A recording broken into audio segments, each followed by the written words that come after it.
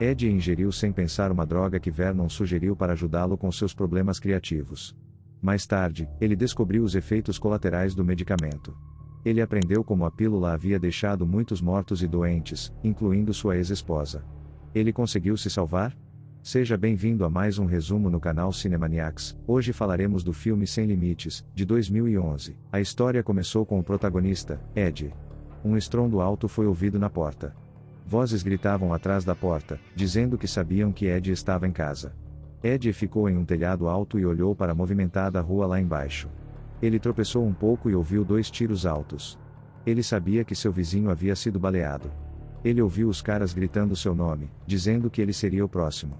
Ed, um pouco tenso, raciocinou consigo mesmo. Alguns meses antes, ele estava bastante insatisfeito consigo mesmo. Ele se perguntava por que alguém sem problemas com drogas ou álcool parecia daquele jeito.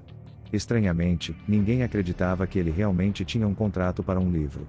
Ele encontrou algumas pessoas no bar e tentou explicar como seu livro ganharia espaço. Ele tentou convencê-los, mas eles não acreditaram. Ed não desistiu. Ele estava determinado a terminar o livro. Ele faria qualquer coisa. Depois, ele foi ao bar. Continuou assim por algumas semanas. Ele assistiu a filmes e teve certeza de que ainda tinha sua namorada.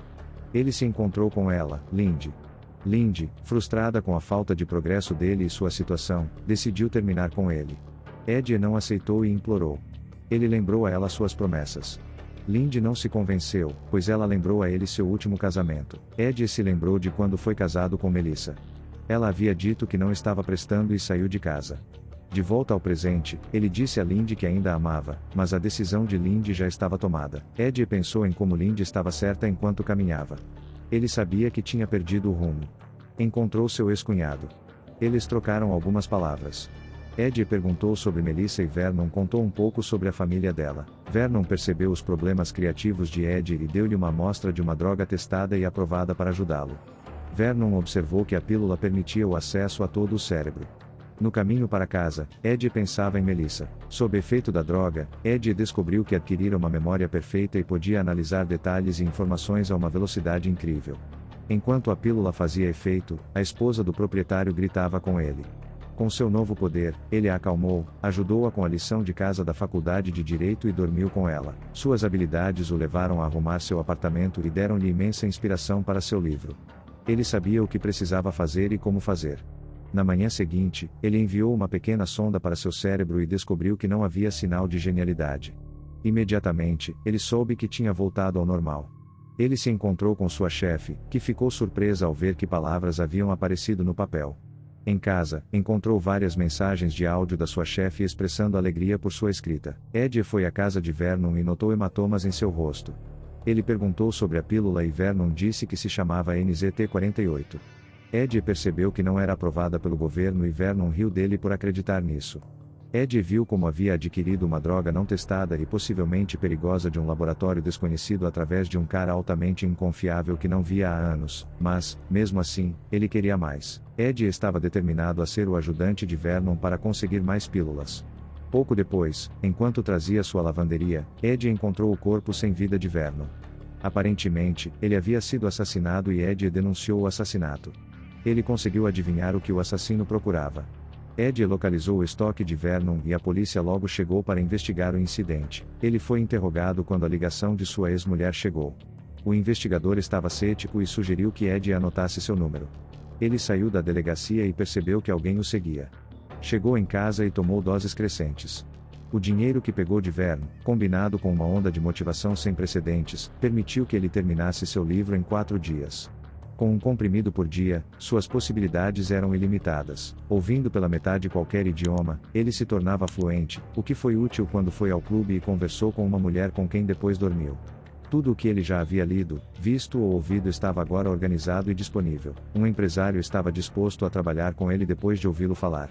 Ele fez amigos enquanto viajava para o exterior. Ele pulou no mar e ali mesmo começou a formar uma ideia. Chegou em casa, tomou as pílulas NZT e soube exatamente o que fazer: investimentos. Ele foi ao banco pedir um empréstimo. Abordou um cara que conhecia, Gennady, e deu-lhe razões pelas quais ele deveria emprestar-lhe dinheiro. Kelvin Doyle mostrou a Ed como se poderia alavancar 2,5 vezes o próprio dinheiro em uma empresa de day trading. Ed, que havia aumentado a dose por mais de uma semana, estava ligado e iniciado, e tinha $2 milhões em sua conta em uma semana. À medida que sua vida melhorava, ele decidiu começar a investir no mercado de ações. Ele foi contratado por uma corretora e retomou o relacionamento com Lindy. Eles fizeram amor, beijaram-se em basicamente todos os lugares e, enquanto se beijavam à beira da estrada em uma ocasião, Ed notou um homem olhando para eles e rapidamente deixou o local com Lindy. Ele teve uma recaída enquanto estava com ela. O sucesso de Ed levou a uma reunião com o magnata das finanças Carl Van Loon, que o testou pedindo conselhos sobre a fusão com a empresa de Henk Atwood. Depois da reunião, Ed teve uma perda de memória de 18 horas, que ele chamou de salto no tempo. No dia seguinte, em uma reunião com Van Loon, Ed viu uma notícia na televisão sobre uma mulher que havia sido assassinada em seu quarto de hotel. Ed a reconheceu como a mulher com quem dormiu durante seu salto no tempo e saiu abruptamente da reunião para vomitar. Melissa ligou para Ed e ele sugeriu que se encontrassem.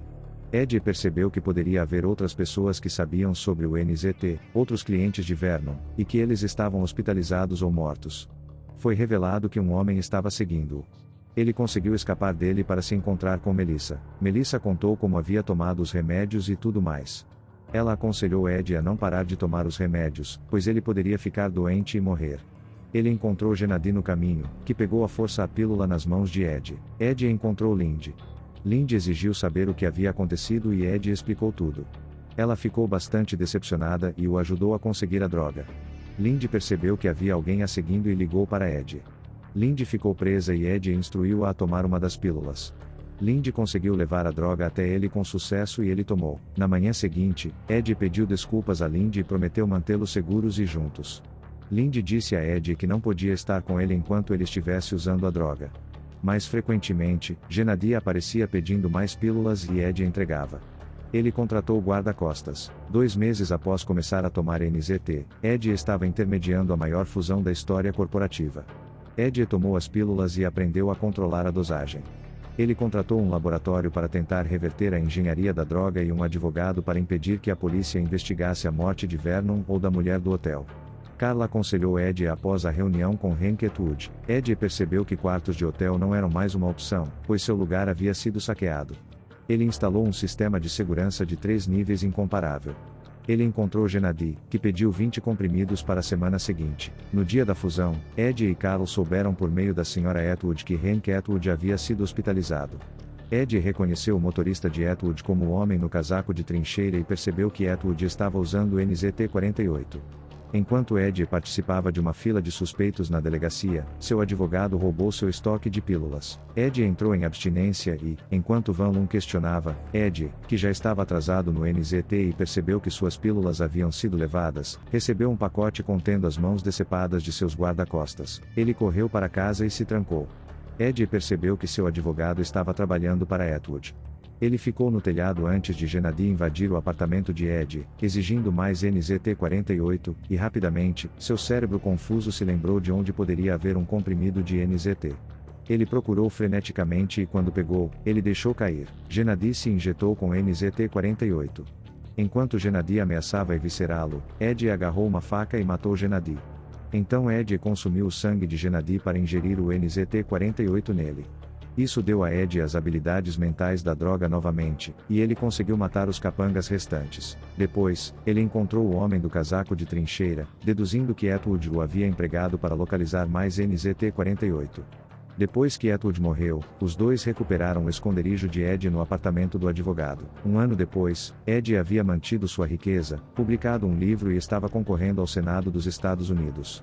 Van Loon o visitou e revelou que havia absorvido a empresa que produzia a NZT-48 e fechado o laboratório de Ed. Então Van Loon ofereceu a Ed um fornecimento contínuo da droga em troca de ajudar em suas ambições.